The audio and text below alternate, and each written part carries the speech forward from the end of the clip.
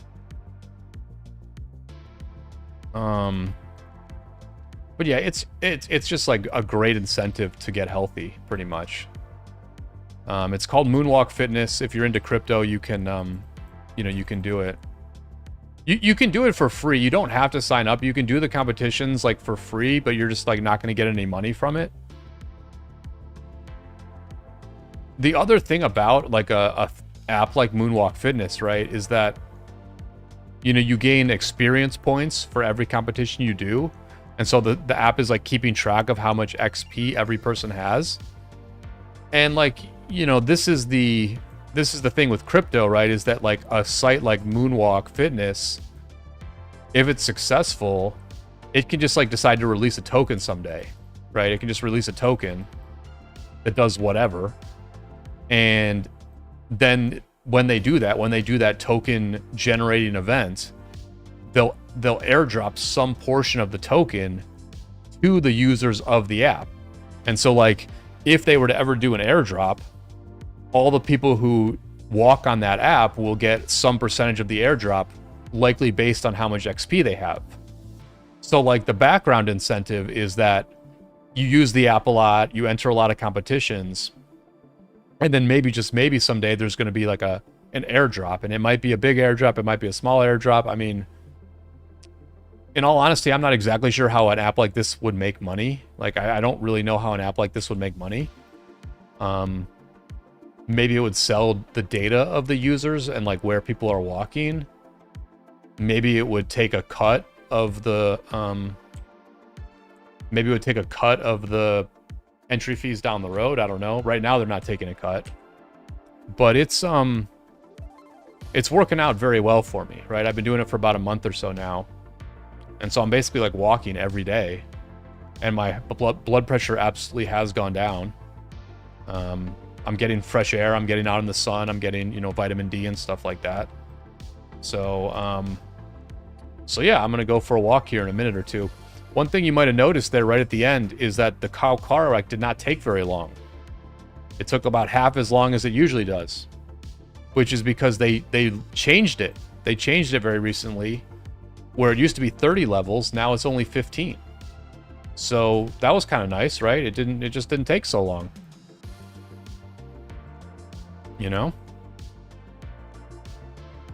I've got a lot of crystals that I will, I'll do this when I get back. I'll do this later, whatever.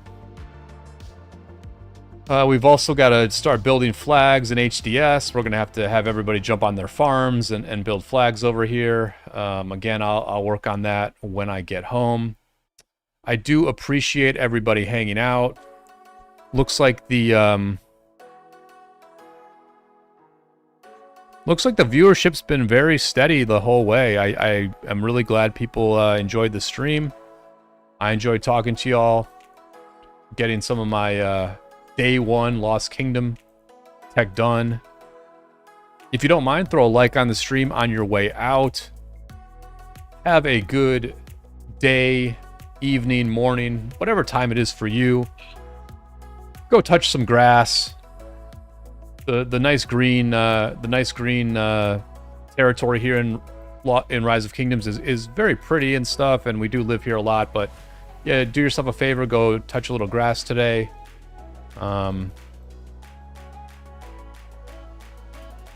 Give a friend or family a call. I had a great call with my dad earlier today. That's probably partly why I've been in a pretty good mood. Do your crystal tech in the proper order. Chain barbs at a steady clip. Cycle through your farms to gather resources. And prepare yourself to get kill points in the future. Do all those things, and you someday will be a professional Rise of Kingdoms champion. But until then, I will see you all on the flip side.